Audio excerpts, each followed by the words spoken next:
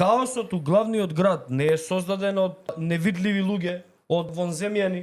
Хаосот у градот Скопје е намерно создаван 3 години. Што праја они? Во еден момент кога Данела Арсовска се одвои од Христијан Мицкоски од матрицата на ВМРО ДПМН, за да ја вратат заради одмаздолюбивост кон Данела Арсовска, они почнаа да ги блокираат јавните предпријатија. Сите градоначалници на ВМРО ДПМН ги раскинаа договорите со Дрисла, иако со согласно закон се должни да имаат договори со Дрисла. Отпадот кој што го собираа, наместо да го депонираат во Дрисла, бидејќи немаат договор, не можеа во Дрисла, правеа диви депонии за да депонираат кабаст и друг отпад. Демек еве ќе собираме бесплатно, ќе собираме кабаст отпад, ама тој пошто не може да го носат од Дрисла, го правеа по диви депонии. Советот ги блокираше јавните предпријатија, комунална хигиена, Дрисла и пожарната, ги блокираше за да не може градот да купи нови возила, нови компресори, нови камиони, да купат багери за Дрисла. Намерно ги блокираа сите буџети. Умеѓу време овие праја на диво истура градоначалниците и сега тоа кулминира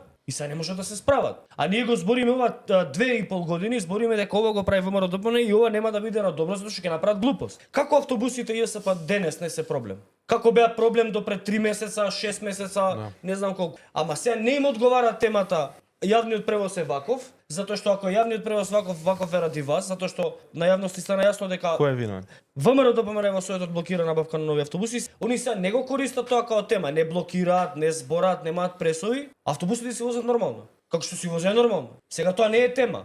Се ова со Вардариšte, Дрисла и останатото тој ми излага од контрола. Иначе ова не би ќутеле.